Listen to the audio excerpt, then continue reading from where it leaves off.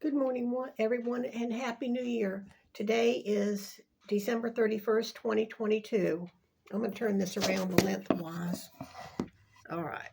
Now, please subscribe, although this is more like a statement of truth. It's not has to do with people subscribing to the channel or anything like that. I've been watching the Idaho murders for 4 weeks. And from the get go, I knew it wasn't the hoodie guy who turned out to be Jack Showalter. I knew that. I said, no, that guy's looking after them for some reason. I knew that from the get go. And then as far as Jack D, there's instinctively, it wasn't him. He had alibis. They ruled him out. The only time I went on a tangent is Joe, the rather, Greek looking, heavy mustache, kind of bulky guy. Um, for some reason, because he had been at the corner club and some of his statements were so bizarre. I mean, the thing he said to the guy that was wearing shorts, some of us are single. It didn't make sense to me. And I said, well, he's kind of weird. Maybe he has a fantasy in his mind, and I'm sorry I did that, but that's the only time I went off on a tangent. Initially, I saw the ridge. We don't have hills in Florida. It's flat as a pancake. So it's this hill. It reminds me of Maryland or something, because when the Army Reserves would go Fort Meade, going up and down these hills, and they were just right there, little clay hill right there. So this hill, and it's wooded, goes right behind the apartment or house, and if you go up the hill, you can see in room 3, third floor, and if you go down the hill, you could see in the second floor. And I said, this is a stalker. I thought he might be somebody in the peripheral of the community, like the guy that's riding the bike, a homeless type person, maybe a washer at the Mad Greek, maybe somebody that was in the classroom and formed a fantasy with one of the girls, and maybe he had a couple classes, and they, Kevin's weird. Kevin's a real weird dude, but his answers are off, and he's always staring at me or something, maybe somebody from the classroom. But I always thought it was a serial killer type, or somebody like that had a sexual fantasy for the girls. So, but what's came to me with my encounter with Ted Bundy when I was 12 years, 9 months. Excuse me, but I have turned out that I am on the spectrum. I am on the autistic spectrum, and this may be part of my persona, but I'm 68 years old and I don't give a rat's ass, okay? So, but it maybe makes me concentrate. But now I'm going to go to that. When I got in the car and got in the back seat, and Debbie was in the front seat, and he pulled the gun at Lamoya and Wesconet, and Kevin Sullivan goes, he had a revolver from somewhere. Maybe he stole it. There are two things. In the 60s, people would come down, they would call them snowbirds or grifters, and it was called pillowcase burglars, because they would go to the motels and hotels, and they would actually come and tour. My uncle, who was on the periphery of the mafia up in Philadelphia, Otto, too young to be involved, and Walter was too young to be dating. So there was a cousin named Walter, though, but it wasn't. It was that Lloyd Marshall guy. You can tell by his stance and his way he's standing there, And Bundy has a similar look when he's leaving Washington to go to Utah. He's standing. The feet are the same. The head is the same. The brow line's the same. The arms are even held out, kind of the same. I think he had a portfolio in his hand. And the Marshall guy is the same thing. His hands are in his pocket. It's the same stance. That's genetic.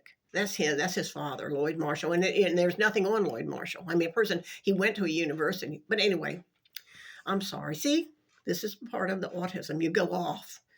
But it's good because I have a rather high IQ, and I'm able to see things that are apparently different, and I see similarities in it. But anyway, I knew this guy was some kind of stalker type person. I'm amazed at this guy. It's almost like and I had a feeling. I said, this guy, there's something like Chi Omega, where he goes in and is able to whack people to death, 2 of them dead, 2 of them injured, go down the street and nearly killed another. And then he went on and on. But that was Ted Bundy.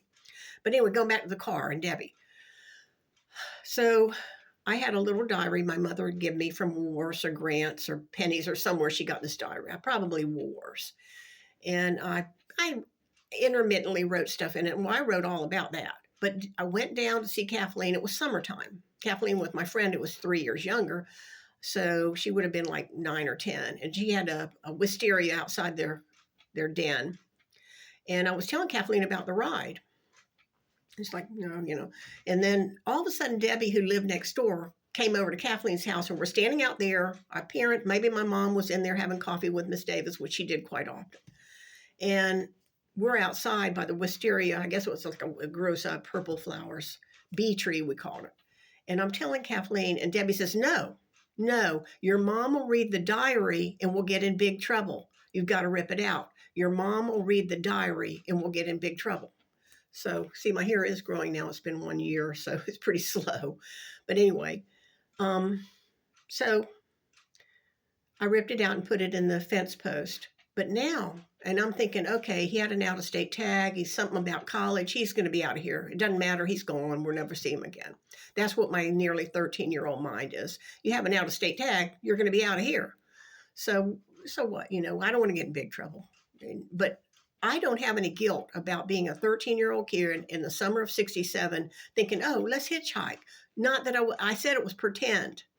But if it had been Paul Howard, Craig, I'm thinking of the older guys who were 8 or 9, 10 years older, Craig Fagan, Greg Powers, Stanley Parker, who actually went to the University of Utah with Bundy. But anyway, that's another story. But anyway, so she wasn't protecting us. I have two options. Her mother was bipolar and manic depression. That's my fact. That's what I was told by Mrs. Davis and my mother, that she had had electric shock therapy. So I don't know what that household was like. It might have been topsy-turvy in there. I know Debbie was always on a beeline to get out of school. She wanted to get out of high school and junior, get on, move on. And that would give her freedom. Jeannie was already basically out of the house working for Southern Bell. All of these ladies, Jeannie had jet black hair, and at one time it was kind of long. Think of a young Rita Moreno or a young Audrey Hepburn, the small one, Aubrey Hepburn, Breakfast at Tiffany's, a young Liz Taylor. This was combine them, and she was very beautiful. She was petite. And she became pregnant in about 68. But Debbie goes, you have to take it out. And I'm thinking, okay, she doesn't want to get in trouble. Maybe she's right. She was smarter than me. Maybe she's right, in her way. I have a high IQ too, but I'm different. But so I ripped it out, and that was it. And now, the whole story. So anyway, there's two options. She got the phone call from him, and it was too good to throw away. Because she had given him her phone number. She gave it to him up at the school or up at the 7-Eleven. I don't remember which, but it was a little square piece of paper. I actually remember the small piece of paper because we didn't have nothing to write on. We had our clarinet, we had our flute. I think I may have been able to find a piece of paper, but Debbie, he had to lend us a pencil or pen, I guess. But she gave him her phone number. Hey, and then we're talking. I didn't hear what they were saying. I told you that before. But anyway, so this Theodore Bundy calls, and he must have sold her a bill of goods. And he was too good to toss away. Her father wasn't in the picture. He was down at NASA. And she may have said, this guy's a college guy. He's nice looking. He's called and smoothed it over. I don't want that coming up. Not because we would get in trouble. She was protecting him. So ensuing of that, because why? It's 55 years. You write on Next Door Neighbor, does anyone know about the events of 1967, early June? And everybody gives their little thing. They remember things in 78, that he apparently went to the roller derm, and somebody had to say, get out of here, quit messing with the girls. And that evening in the roller derm on Cassett Avenue, not far from where I live, it's not a roller derm anymore. We used to go to the roller derm all the time, me and Debbie. And then that was a big thing, Friday night roller derm. I loved it because they had this crystal light, and you could skate with whoever you wanted to. Everybody would peer up and skate. I thought it was neat. But okay. He also went to Evangel Temple in Ramona looking for funds or food. And they said, we'll give you some money, but you got to do some errands. And apparently he was in a rush and he didn't stay there. I don't know if they gave him something to eat or not. Now, that was 78. Another thing in 78, after the thing with Leslie Parmenter, there was a girl, and Hernandez or Rodriguez was an acquaintance of the girl. And she says, my brother's girlfriend at the time, who was apparently a young woman or a teenager, was walking on Wilson Boulevard between Parvin and Hugh Edwards. and the van tried to get her. She went the other way and ran away from him. And she said that was Bundy. She remembered it. And it's only a miles from the Eddie Farrell. What's a Farrah and Farrah? What? Oh God, Farhat. Farhat owned the the gun play, the Green Acres. It's out on it's near. It's not far. You can go up Lane and get on 100 Normandy 301, and then you're at Green Acres. It's off of Normandy Boulevard, which Lane could take you to Normandy. Normandy could take you to the hunting store. But anyways, that's another thing. And also, I think that little tag that Mrs. Sexton looked exactly like Elizabeth Taylor. They were doppelgangers. So if he had had an acquaintance with them in 67, 68, part of 69, then Mrs. Sexton, when she put her makeup on and she worked in the heart of Jacksonville, playing the organ, doing pop music, she would look exactly like Elizabeth Taylor. Other times, no, but when she did herself up, and that was a draw because you want patronage, right? The more patronage, the more pay. She had to make money. She had 3 daughters, Debbie, 12 something, Vicky, 16 something, because I know my brother had a motorcycle and they were the same age. And then Jeannie, who was probably born 47, 48. So Jeannie was like 19, 18, 19. Vicky was 15, 16, and we were 12, 13.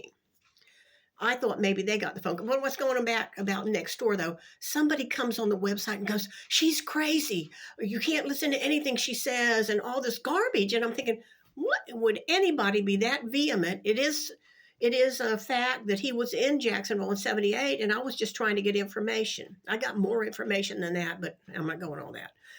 But it was pertaining to the events of the 36 hours in 78. But having looked at this Idaho stuff, I realized 2 things. One, Debbie is possible, may have been protecting him when she bought his story. And she actually did want this college guy to meet one of her sisters. 2, there may have been connections with him over a few years, but they didn't know he was a serial killer. I didn't know he was a serial killer. I thought he was an asshole and a freak.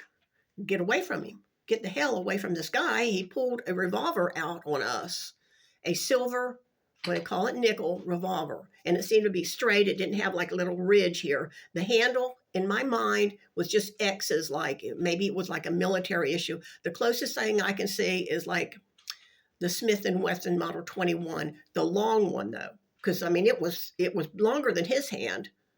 Okay, so anyway. That's one thing I learned from it. The second thing I learned from this Idaho thing, strange, and now I don't know why I drew it in, is there was a kid that was 3 to 4 years old, and the mother had put him up for adoption. And this family was in the process of adopting him, and they had the child from like 3 months till he was 3.5 or 4 years old. And they showed on the news that, because it was a kind of a case in Jacksonville, or it was near Jacksonville, but they showed this kid, and he had a fit.